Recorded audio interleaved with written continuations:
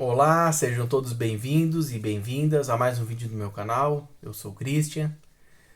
Então a gente vai continuar hoje o estudo do livro Universalismo Crístico, de Roger Bottini Paranhos e Hermes Trismegisto, na parte 10, tá?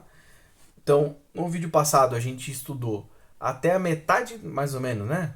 Metade do capítulo 15, tá? E agora a gente vai continuar da metade para frente o capítulo 15 e vamos fazer o capítulo 15, 16 e 17. Aí a gente finaliza. Então essa daqui é a última parte deste livro, tá bom? Hoje a gente já vai finalizar o estudo dessa obra. Os recadinhos de todo o vídeo, né? Assistir o vídeo não invalida de forma alguma a leitura original da obra. Recomendo muito que você faça a leitura original da obra, tá bom? Se quiser entender um pouquinho mais por que esse aviso, vai lá na parte 1 do livro, que lá eu explico melhor por que esse aviso. Tem aqui no canal playlists organizada por livro, por autor. Então, você chegou aqui nessa parte, quer ver desde a parte 1? Você vai lá acompanhar lá pelo autor, Roger Bottini Paranhos, João Vavelan, Robson Pinheiro e todos os outros autores, tá? E curta, compartilhe esse vídeo para que esse vídeo seja divulgado, o YouTube entenda e aí passe para mais pessoas tenham acesso a este conhecimento, tá bom? Então vamos lá, gente. Finalizei o vídeo anterior falando sobre a questão da gente não cair naquela armadilha da falsa espiritualização, porque o capítulo 15, vamos relembrar aqui, busca sincera da espiritualização. Então a gente viu isso. Não caímos nessa armadilha de realmente buscarmos ser melhor. Agora vamos passar por um outro grande ponto que ele vai falar nesse capítulo, que é justamente o preconceito. E aí ele vai explicar como não devemos ter nenhum tipo de preconceito. Nenhum tipo de preconceito. Nem religião, não é com política, não é com nacionalidade, não é nada. Nenhum preconceito. Primeiro, vamos lá. Vamos já pavimentar aqui. Você está buscando se espiritualizar, certo?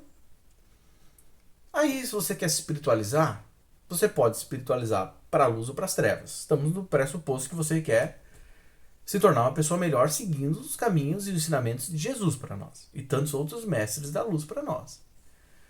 Vamos lembrar quais são os 3 pilares do universalismo crístico. Amor para com todos. A crença na reencarnação e na lei do karma. E estar aberto e estudo contínuo para filosofia, ciência, espiritualidade. Então estudar infinitamente. Então não é estudar um livro e acabou, fechou. Não, nós vamos aprender cada vez mais e sempre estar aberto ao novo, aprendendo o que vem ao novo e tudo mais. Então se a gente segue o que Jesus nos ensinou e o universalismo crístico está completamente alinhado e veio de Deus, vem de Jesus para nós. Se a gente tem amor, a gente quer sofrer algum tipo de preconceito? Pensa você. Você quer um preconceito? Não, você não quer. Pô, pera lá. Se eu não quero sofrer preconceito, eu não posso fazer preconceito. Óbvio, né? Show. Vamos analisar por uma outra ótica. Então a gente já viu que a gente quer ser amado. E preconceito é um ato de amor ou não? Jesus, ele foi preconceituoso? Jesus nos ensinou a ter preconceito com alguém? Não, né? Muito pelo contrário. Entende? Quando ele estava aqui na Terra, ele abraçou a todos. Entende? Era o pobre, era o rico, era o fariseu, era a prostituta, era o bêbado, era o escravo, era todo mundo. Jesus, em momento nenhum, foi preconceituoso. Então, pô, se eu quero e me declaro um cristão, um seguidor dos ensinamentos do Cristo, opa, já percebi de novo que preconceito o mestre não ensinou. Então nós já temos 2 viés de que o preconceito é furada. Beleza. Mas, então eu já vi que no primeiro pilar do universalismo crístico, o amor, o preconceito, não casa, não encaixou. Tá. Segundo pilar, reencarnação. Então vamos analisar. Se eu tenho preconceito contra negros. Quem garante que numa encarnação anterior eu não fui negro? E se eu tiver preconceito contra negros, há grande chance que a próxima encarnação eu virei negro. Por quê? Para justamente Deus me ensinar, para dizer assim, tu não estava tendo preconceito? Então tu vai vir negro agora. Por quê? Para tu perceber que é um ser humano igual a qualquer um. Ah, mas eu tenho preconceito contra pessoas de orelha grande. E eu magoei muitas pessoas com orelha grande. Então você vai vir agora no teu plano encarnatório com orelha grande, não é para uma punição de Deus, é para tu quitar o teu karma de tu ter ofendido tantas pessoas com orelha grande. E para você sentir, para dizer, porra, cara, realmente me senti triste de ver as pessoas fazendo piada com a minha orelha grande, por exemplo.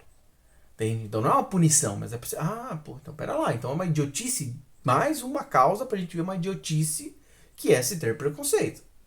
Ah, mas eu sou espírita e eu tenho extremo preconceito com os protestantes. Então você vai vir no próxima encarnação num planejamento de uma família protestante para quê? Para tu ver como é que é a dinâmica lá. Ah, mas Deus tá me punindo? Não, para você ver. Você não tá com preconceito? Primeiro que pra gente já tá aprendendo aqui, né? Que se você realmente, nesse exemplo que eu dei agora do espírita, se você realmente está estudando o espiritismo, preconceito já não casou. Tu não tá estudando direito. Precisa voltar lá e estudar de novo a doutrina de Kardec, porque ó, não casou já. Mas num cenário hipotético que a tua pequenez, né? Essa sua doença, na verdade, não é nem pequenez, essa doença exacerbe acima do conhecimento da luz, deste conhecimento da doutrina espírita para nós, vai ter essa oportunidade. Entende? E aí a gente vê de novo como o preconceito ele é pequeno, como o preconceito é medíocre.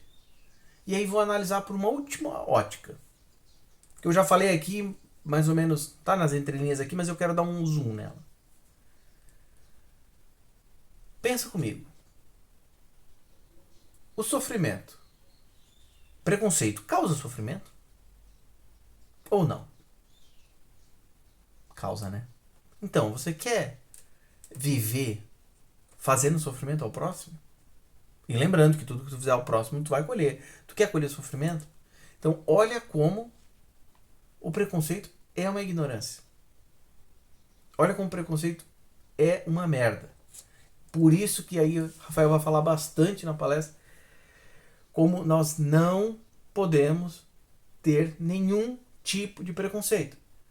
Principalmente porque acontece muitas vezes no efeito de manada. Então a gente está numa região, por exemplo, onde tem muitas pessoas. Vamos pegar um exemplo aqui, meio ridículo, mas que mostra muito. Você tá lá no meio do estádio do Corinthians, cheio de torcedor do Corinthians, pra tudo quanto é lado. Aí, aqui um exemplo bem esdrúxulo, mas tem lá, o estádio inteiro só tem corintiano, 100% de corintiano. Aí vamos dizer lá que o estado do Corinthians tem lá 50 mil corintianos. E tá todo mundo conversando. E todo mundo corintiano. Então vai todo mundo achar e falar assim, esses 50 mil corintianos, óbvio, o mundo é corintiano. Aí chega lá no meio do estádio, lá no gramado, um palmeirense. E ele fala assim, não, eu não... Aí todo mundo tá falando, o Corinthians é o melhor time do mundo. Sim, com certeza, é o melhor. Com certeza, não tem pra bater. Aí vem o palmeirense e fala assim, não, eu não concordo. E aí? E aí? Tu vai ter preconceito? Porque tu tá naquele feito manado. Vai dizer, não, mas tá todo mundo aqui dizendo que é isso daí. Não. Por quê? Porque você tem que deixar o evangelho de Jesus e o conhecimento que a gente está estudando aqui do universalismo crístico aflorar, o espírito aflorar em cima do ego. Porque o teu ego vai dizer, não, mas a minha visão de mundo é essa daí, só tem corintiano. Opa, mas tem uma diferente aqui agora. Vou fazer o quê? Vou atacar? Vou xingar? Vou ofender? Não. Senão você não está entendendo. Senão você não está aprendendo verdadeiramente. Você vai fazer o quê? Você vai deixar o evangelho falar por si só. E essa tua reforma íntima aflorar e dizer assim, não, tudo bem. Cara, eu não concordo com você. Mas eu não vou ter preconceito contigo. Não vou te xingar, não vou te maltratar.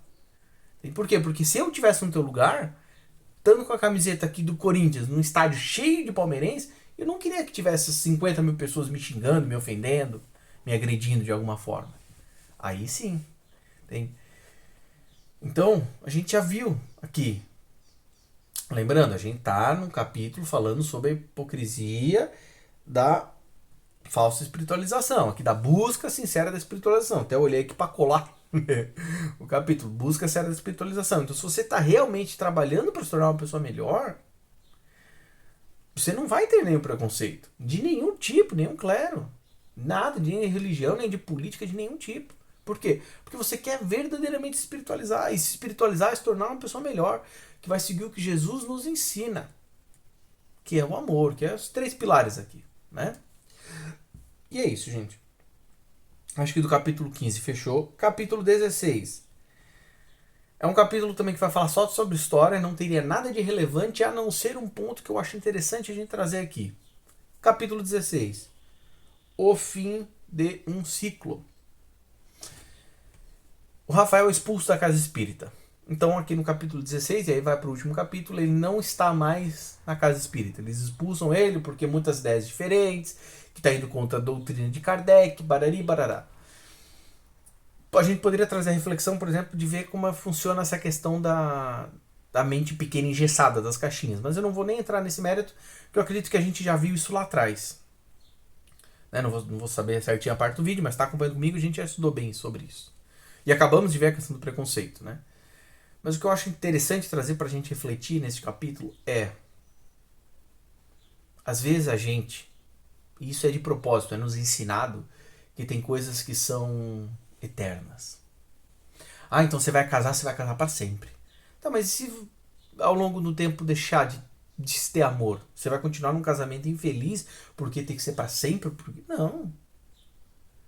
Da mesma maneira, o Rafael entrou na casa espírita e aprendeu muita coisa lá e contribuiu muito lá. Mas chegou um momento que não era mais para o trabalho dele ser lá. Por quê? Porque ele precisava fazer o trabalho dele se expandir muito além do que na casa espírita. Lembrando que aqui eu acho que esse livro é uma história de ficção, trazendo histórias reais que acontecem no mundo real para nos trazer esse ensinamento real. Mas não acredito, como eu comentei, eu não sei se realmente existiu o Rafael lá e tal, né? Só para ponderar aqui, para a gente não esquecer isso. Mas vamos trazer um caso real aqui.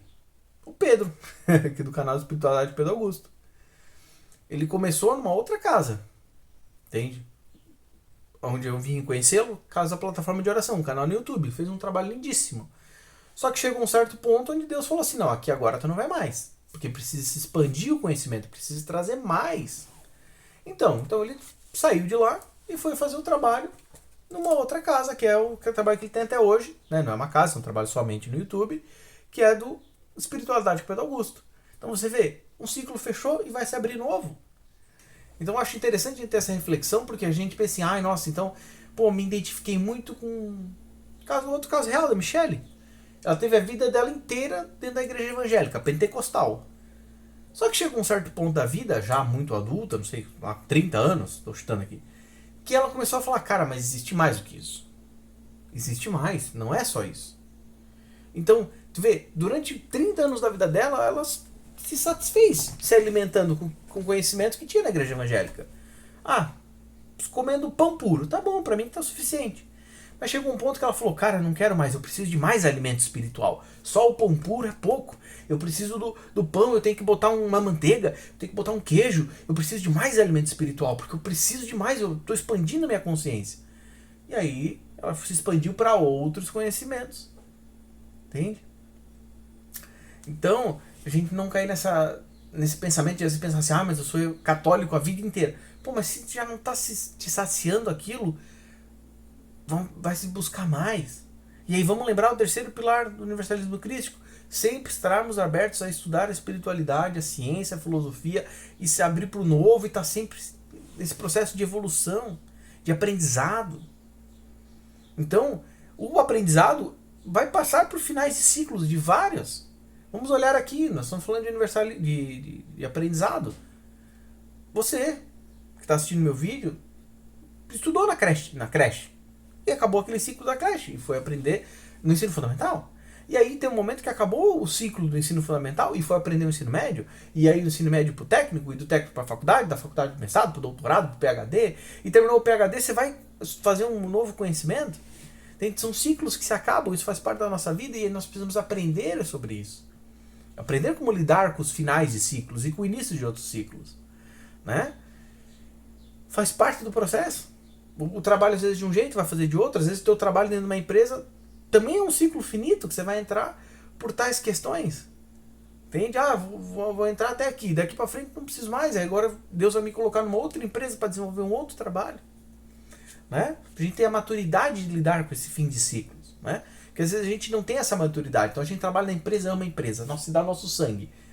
Só que aí Deus fala assim, não, tu não vai mais trabalhar nessa empresa, tu vai trabalhar na outra. Só que tu não sabe disso, porque tu é imaturo. Por isso que a gente não, Deus não nos avisa antes. Aí a gente é demitido, aí a gente se revolta e xinga, aí começa a falar mal daquela empresa. Então, mas quando a gente estava trabalhando, a gente amava a empresa, agora falando mal? Ah, mas ela não tinha defeitos antes? Os defeitos, só viu os defeitos e as falhas na empresa quando você foi demitido? Pô, hipocrisia, né? Entende? Aí você é casado com uma mulher. Nossa, eu amo essa mulher, ela é incrível, maravilhosa, mais linda. Aí separa, aí começa a só xingar a mulher. Pô, e todas as coisas bonitas. Não, a gente não viveu nada bonito. Pô, não. Mas como tem anos de relacionamento, não viveu nada bonito? Então, cara, tu tinha que ter terminado 10 anos de casamento, termina. E aí tu não tem nada pra falar de bem da tua ex-mulher? Cara, então tu ficou 10 anos vivendo no sofrimento? Pô, tinha que ter terminado 10 anos antes. Não tinha nem que ter casado. Tem? Mas é o quê? É que a gente, como é imaturo, é por isso que eu quis trazer essa reflexão pra nós de fim de ciclo. Aí quando finaliza o ciclo, então aquele era o errado, aquele é o insuficiente. Não, pô, você, no exemplo do casamento. Ah, deixou de estar legal. Termina, separa e fala, não, ela tem os defeitos dela, tem como eu tenho os meus. Mas até um certo ponto nós somos muito felizes juntos. E ela é uma ótima mulher e eu desejo o bem para ela. Não vou desejar mágoa, rancor, ódio, nada, que ela encontre uma pessoa bacana e seja feliz e que eu encontre uma pessoa bacana e seja feliz. É assim que uma pessoa que está buscando se evangelizar, buscando viver conforme os pilares que o Mestre Jesus nos diz, e aqui a gente vê o futuro, que é o universalismo crístico, vai agir como um término de um ciclo. Ah, mas eu trabalhava na empresa. Pô, aquela empresa tinha tal defeito. Pô, mas ela tinha tal qualidade. Tem? E pode ser que seja uma empresa muito ruim. Então, beleza, se for uma empresa muito ruim, você vai sair de lá e vai dizer, olha, eu não recomendo trabalhar naquela empresa. Mas é isso, não vai ficar agindo com imaturidade nos finais de ciclo. Entende? E agir com maturidade, como adulto. Entendendo que às vezes a coisa foi por um certo tempo, e aí? Né? E como se preparar para esse novo ciclo. E não ficar, às vezes, não cair na armadilha de ficar olhando o ciclo, pô, mas eu fui demitido daquela empresa, nossa, né? Aquela empresa é uma merda. Ou, ai, como eu queria voltar a trabalhar lá. Ai, porque não sei o quê. Mas, cara, já fechou. Acabou. Não adianta, ai, mas eu gostava tanto do meu setor. Ai, porque no meu setor... Cara, acabou. Agora é o novo. Como é que você vai se preparar para o novo que vai vir? Porque se Deus te tirou dali, se Deus te tirou desse relacionamento que tu tava triste, ele com certeza vai abrir um novo relacionamento muito melhor pra você. Só que se você ficar olhando, pô, mas a minha mulher, pô, tinha tal coisa, eu gostava tanto nela. Como é que você vai ver as novas experiências? Entende? E é isso, gente. Esse é o final do capítulo 16. É bem breve essa reflexão, tá? E agora vamos para o capítulo 17. O capítulo 17 é o último capítulo do livro, tá? Então, finalizando o capítulo 17, a gente finaliza o livro. E o capítulo tem o título de Reunião com os líderes religiosos, tá? Aí aqui é o seguinte, vamos minhas anotações aqui, ó. Os líderes religiosos não aceitam o universalismo. Fica claro o ataque à ideia e como eles defendem a religião como controle social. Entende? Então aqui é o seguinte, o que acontece? O Rafael vai abrir um centro universalista, né? Então ele foi expulso do centro espírita, vai abrir um novo. E aí, aí tem os líderes religiosos que vão lá, conforme ele tá tendo as palestras com os líderes religiosos, vai falando as coisas, os líderes religiosos começam a atacar ele, afastar, então, não vou ficar escutando essa abobrinha de você que é jovem, que não sabe de nada. Começam os ataques direto, né? Então é aquela coisa, né? Não consigo contra-argumentar a tua ideia, eu ataco você. Tu pensa, pô, coisa de gente pequena, coisa de gente que tem que aprender, né? Que tá primitivo, né? Essa coisa de gente primitiva, de humanidade primitiva. Atacar a pessoa em vez de atacar a ideia. Ou em vez de refletir a ideia. E aí, pô, refletindo, entendi, agora eu vou fazer um contraponto. E aí aqui acontece o seguinte, um amigo lá do Rafael financia um teatro para ele começar a fazer as palestras. E aquele teatro vai enchendo, enchendo, enchendo, até que chega no final, que ele faz uma palestra em todo, acho que no Pacaembu, se eu não me engano. Aí isso que me levanta assim o ponto de entender que seria maravilhoso isso. Imagina uma palestra universalista para todo o Pacaembu e o estádio cheio. Tu fala assim, meu, sensacional. Sensacional. Mas infelizmente, até onde eu sei, isso não aconteceu. Enchemos já estádios com uma única religião? Sim. Vai ter sei lá, caminhada com Jesus. Aí enche um estádio. Só que assim, enche um estádio com todo mundo que é da Universal. Porque não é todo protestante também. É da Universal. Aí tem outro que é da Assembleia. Aí tem outro que é da Testemunho de Jeová. Aí tem outro que é da Pentecostal.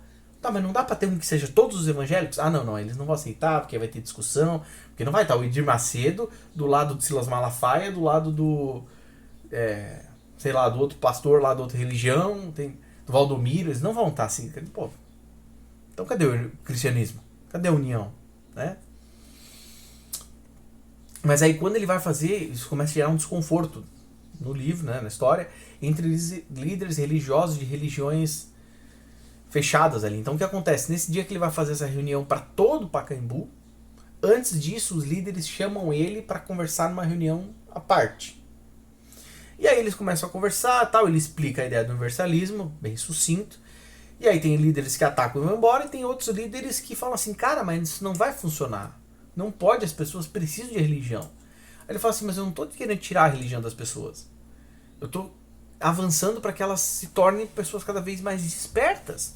Entende? Você pode ser um ótimo católico, mas você não pode ficar nessa caixinha da igreja católica. Você tem que se abrir para os outros. Porque o cara que é evangélico também é teu irmão, também é filho de Deus igual. E aí, que está aqui na minha anotação, me chama muito a atenção, porque vários líderes religiosos ali deixam claro por A mais B a função de controle social da religião.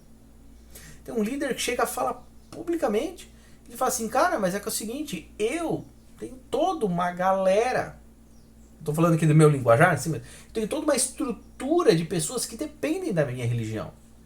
Então, se eu abraçar o teu universalismo, que é até muito bonitinho na teoria, mas se eu botar isso em prática, como é que vai fazer todo mundo que vive disso? Eu vivo do dinheiro que eu ganho na minha religião. E aí? E os trabalhadores que trabalham na minha religião? Então não pode.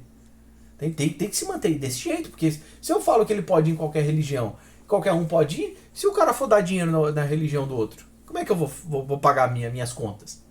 Aí tu pensa assim, pô, cara, eu entendo a preocupação de quem tem uma responsabilidade financeira que é arcada com contribuições, que isso deve ser muito importante. Ter essa preocupação, como é que eu pago a conta de luz aqui da igreja no final do mês? Então eu tenho que ter arrecadação para conseguir pagar a conta de luz. Mas no momento que isso vira a prioridade, cara, errou. Errou. É brecha para obsessão. Bem, o foco de trabalhar com a espiritualidade para Deus, trabalhar para Jesus, é evolução espiritual. Não é financeiro. Se tu tá... não, meu foco agora é que eu preciso pagar minha conta de luz, eu preciso pagar a gasolina do carro da igreja, eu preciso que a igreja renda para me pagar o meu salário. Tchau. Errou. Não, então peraí, então eu tenho que trazer tal mensagem. Não, essa mensagem que o pessoal não gosta. Eu vou trazer a teologia da prosperidade, que a minha igreja enche.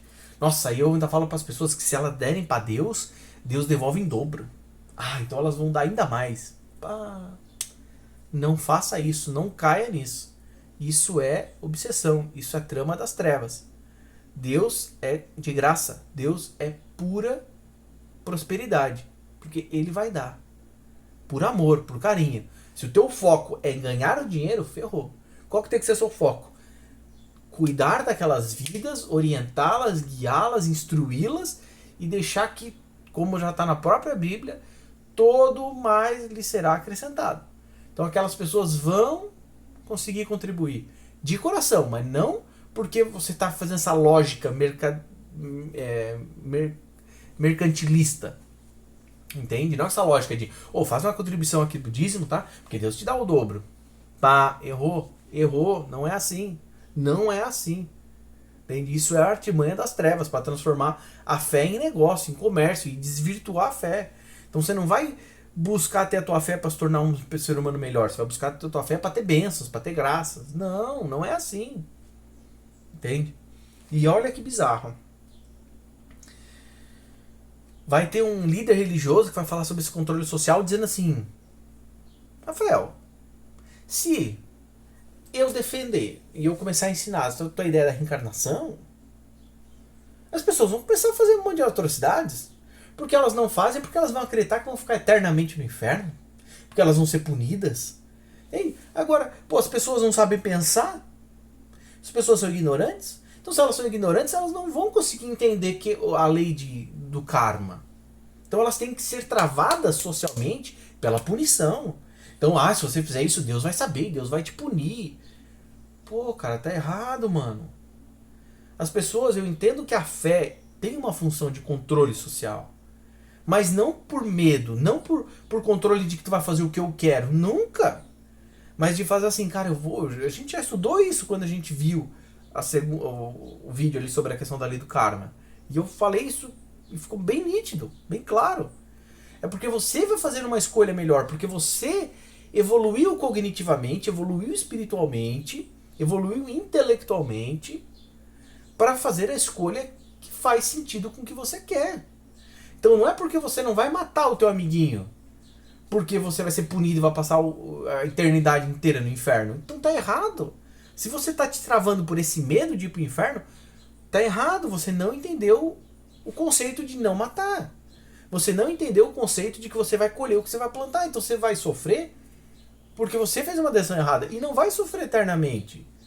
Tem aí até um líder religioso fala assim: mas se você falar que não vai sofrer eternamente, as pessoas vão pensar assim: sabe uma coisa? Eu tô tão bravo com aquele meu vizinho, eu vou lá matar ele, porque eu vou ficar num inferno, num umbral, vou ficar, sei lá, X anos, um século no umbral, e depois eu vou ter outra chance de encarnar, então, tá bom, eu acho que vale a pena.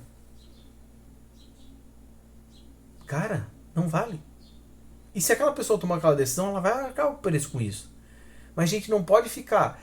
Já foi-se o tempo. Existiu um tempo que até lá quando vai estudar Moisés, você vai ver que precisou dessa caixinha, desse engessamento social para quê? Para que a humanidade extremamente rebelde começar a desenvolver em si os valores do único Deus, esses valores do Deus do amor, por mais que ainda fosse aquela caixinha de que, não, Deus ama esse povo aqui, aquele outro lá é inimigo. Mas precisou disso ainda para quê? Para ter um certo controle e para conseguir botar as pessoas ali. Só que agora nós estamos no momento que, agora não, já faz muito tempo, né? Que era pra gente já ter arrebentado essas caixinhas lá na época de Jesus. Pra entender assim, peraí, o que Jesus está nos ensinando? O amor? Então fechou. Acabou. Tem. Mas ainda a gente ainda fica com isso, tu fala assim, não pode, cara. Tem. Por quê? Porque aí se tu pega aquele cara que quer matar e não vai matar por causa da crença do inferno, ele ainda está vibrando na energia de matar. Então se tu pegar e encarnar ele há 1000 anos atrás, onde não vai se ter ainda o conhecimento religioso do umbral, então vamos falar de jeito adulto, não jeito infantil do inferno, umbral. O que vai acontecer? Ele vai sair matando todo mundo? Se tu pegar ele e botar ele numa ilha onde não se tem a religião, ele vai sair matando todo mundo porque ele tá vibrando naquilo. Então tu vê, não se curou. Ele tem que se curar. E aí ele não se cura com a gente prendendo as pessoas. Não é assim, entende? Não é falar assim, vou deixar todo mundo na pobreza, morrendo de fome, porque assim ninguém gasta dinheiro com supérfluo. Não! Você tem que dar educação financeira para as pessoas conscientemente falarem, opa, eu tenho dinheiro para viver com a minha geladeira cheia, tudo. Será que eu preciso desse supérfluo aqui? E às vezes a pessoa vai precisar do supérfluo e aquele supérfluo vai fazer ela feliz. Mas ela não pode torrar todo o dinheiro dela com supérfluo. Tem. Mas você está entendendo como a lógica muda? Não é a lógica de se ter uma religião para controlar as pessoas socialmente. Mas sim as pessoas aprendendo a pensar por si só, evoluindo, seguindo os ensinamentos de Jesus, os ensinamentos da espiritualidade maior de tantos outros mestres, para aí ela fazer escolhas melhores. E aí ela vai ser um indivíduo melhor na sociedade. Não porque ela está travada, mas porque ela aprendeu e está tomando decisões melhores. Se tornando uma pessoa efetivamente evoluindo. Entende? E aí, outra coisa que o Rafael faz a pergunta pro jovem, pros líderes religiosos ali, que ele fala o seguinte: esse pensamento de você está fadado à destruição, graças a Deus. O futuro é o universalismo, fato. Entende? E ele fala assim, quantos jovens tem na tua religião? E é uma coisa que me chama a atenção, porque a gente vê muito adulto, principalmente muito velho na religião. E os jovens? Entende? A gente tem dados disso, de a juventude fugindo das religiões. E por quê? Porque estão identificando um monte de picareta. A gente viu no vídeo anterior uma criança indígena. Uma criança indígena, ela até pode ser inserida dentro de uma religião. Mas se ela não sofrer uma lavagem cerebral tão grande, ou dependendo do nível de educação dela, se tu pegar ela numa certa idade, ensinou o universalismo para ela, já é uma criança indígena, ela já aprendeu essa visão madura da espiritualidade, a visão cósmica da espiritualidade. Tu vai lá e tenta inserir ela numa religião que é uma caixinha, ela não vai ficar nunca, porque ela vai dizer, não, isso é uma caixinha, mano. Deus quer que a gente aprenda todo o espiritual, não essa caixinha, né? Então, as religiões são fadadas à destruição por conta disso, elas não se renovam. Tem? E aí os jovens vão querer a mais. Por quê? Porque não cabe mais. É igual a gente pegar alguém que está vivendo hoje 2026 com uma mente expandida de 2026 e encarnar aquele cara no século X e achar que ele vai se sentir confortável. Ele não vai, ele vai dizer, cara, como assim a gente tem monarquia? Isso é um absurdo. Entende? Como assim? Entende? Não vai casar, não vai encaixar mais. E graças a Deus, por quê? Porque é um novo vindo. E o novo vindo vai se expandindo e a luz chegando. Não dá mais para ficar na escuridão. A luz chegou, acendeu, não dá mais para ficar na escuridão. Né? Aí aqui, ó, ele vai reforçar. Ah, tá. Eu esqueci de falar uma coisa. Só para finalizar. Aí ele termina a reunião, ele fala assim, gente, eu aceito a opinião de vocês. Aí a grande maioria dos que não foram embora falaram assim, nós vamos se levantar contra você, nós vamos prejudicar você um monte para que a tua religião não fortaleça, não cresça nada. Só um cara que era amigo dele lá do centro espírita, que por estar envolvido tudo ali, ele só sai quieto assim, mas ele olha e fala assim, Rafael, eu concordo muito contigo, mas a minha missão é aqui no centro espírita, eu sinto que a minha missão é aqui, ajudando as pessoas aqui. Então eu não posso seguir adiante contigo no teu novo trabalho, tá? Mas eu não vou de forma nenhuma te atrapalhar, mas eu sei que a minha missão é aqui. Entende? Ele até fala assim, eu já estou muitos anos, muitas décadas no espiritismo e já estou muito velho para mudar, entende? E vou deixar para outra encarnação. Entende? Então aí o Rafael sai dali e aí ele vai dar uma palestra para todo mundo, para estádio de futebol. E nesse estádio de futebol, lotado de gente para escutar o universalismo, ele vai falar algumas coisas só para reforçar aqui, né? Ele vai falar a importância de se despertar, de não ficar preso, né?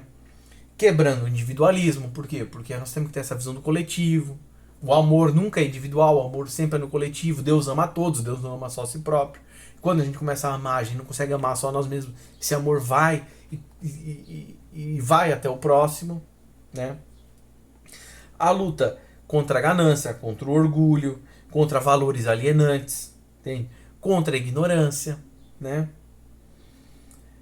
E aí ele vai trazer um conhecimento que eu já falei várias vezes, mas tá aqui nas minhas anotações, então vou trazer ele de novo para ficar bem gravado a importância desse conhecimento, que é a mudança é pacífica.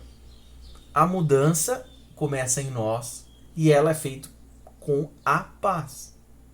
Entende? Então aqui não vou pegar exemplos de Gandhi, de Mandela, de Siddhartha Gautama, de Jesus, porque eles são exemplos batidos.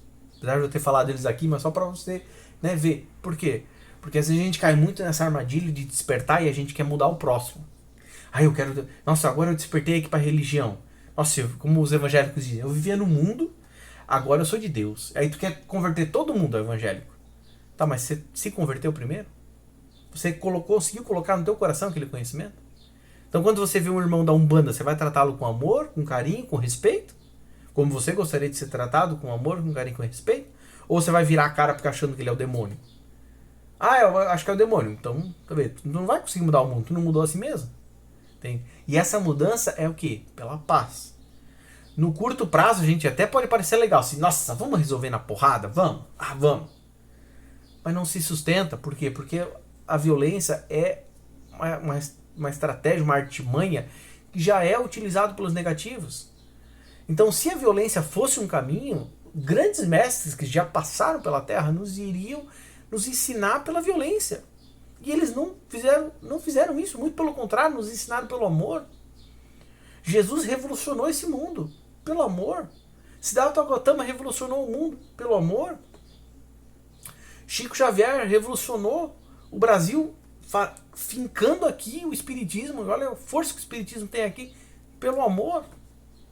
E lembrando que a missão era para ser trazida lá por Kardec, lá na Revolução Francesa. O que sobrou da Revolução Francesa? De dor e sofrimento? Da Revolução mesmo, cortamos a cabeça num monte de rei, acabamos com a monarquia porque é liberdade, igualdade, fraternidade. E nós sabemos, se você está estudando comigo o livro Karma e Compromisso de Jean Valjean, você viu claramente que tinha um quarto pilar, que era o amor. Mas esse quarto pilar as trevas conseguiu desvirtuar. E aí? O que está vivo hoje no mundo? Do liberdade, igualdade, fraternidade? Não, mas a gente tirou a monarquia. Sim, tirou a monarquia e botou um CEO. Botou um burguês. Então não é mais o rei que pinta e borda e todos os desejos dele é atendido em prol de todo mundo trabalhar para enriquecê-lo. Agora a gente enriquece uma empresa que tem um dono da empresa. Mas não continua a mesma coisa? Tem gente que acorda com uma mesa de café pronta que não é nem que faz, tem alguém que faz. Enquanto outros estão com a mesa vazia de fome. Mas quem que está gerando a riqueza às vezes para aquele cara que está com a mesa farta? Um monte de empregado para fazer comida para ele. Às vezes é a custa do cara que está lá passando fome. Não será que não... mas é igualdade. Então aquele cara, às vezes ele vai ter o merecimento de ter uma mesa mais farta. Mas não em prol do outro passando fome. Entende? A gente não pode estar vendo no mundo onde eu vi essa semana a notícia, o Itaú bateu o recorde na história da Bolsa de Valores, é o banco com o maior lucro limpo na história do Brasil. 47 bilhões, 48 bilhões, se não me engano, de reais limpo, de lucro. Limpo, ele pagou todo o imposto, pagou salário de funcionário, pagou tudo. Como é que a gente vai aceitar um negócio desse? Olha quanto dinheiro, mano. E aí tu fala, mas aí tu só tem acionista do Itaú. Sim, quantos reais tu vai ganhar por ação? Eu ganhei 5 reais, sei lá, por ação. O que muda a tua vida ganhando 5 reais? Mas os grandes donos do Banco Itaú, tem só com esse lucro aqui, eles vivem pro resto da vida. Com a vida de rei. Não é ver uma vida humilde, toda regrada. Não, é vivendo, com um avião, com tudo. Então o cara é transferência de riqueza de quem está pagando empréstimos cada vez mais caros. Porque às vezes precisa. Para enriquecer alguém. Então é essa coisa que não se sustenta. Entende? Então a gente pensar de maneira diferente. Entende? Um mundo diferente. E verdadeiramente começar a viver isso.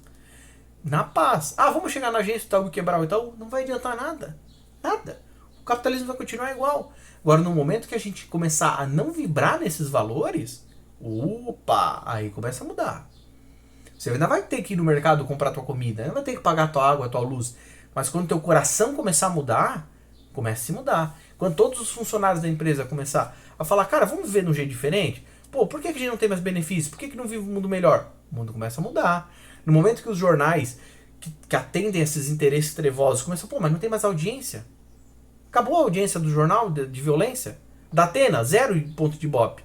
O mundo começa a mudar. Não, mas o canal de YouTube que faz fofoca, que ensina a ter briga, treta, discussão, discórdia, começou a não ter audiência. O mundo começa a mudar. No momento que efetivamente começar essa realidade aqui do livro, de estarmos enchendo, que legal, um vídeo do Celso Rey, falando sobre ganância. Nossa, 10 milhões de visualizações em 24 horas. O mundo começa a mudar. Aí sem violência, só assim na tua mudança. Por quê? Porque não se sustenta o mundo assim. Enquanto a gente achar normal todo mundo trabalhar 7 por 0, a escala vai ser 7 por 0, igual na escravidão.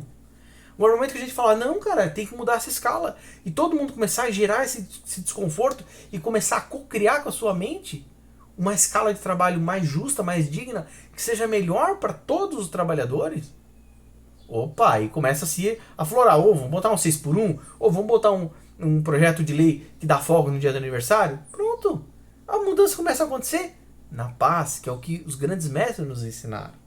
Entende? E aí,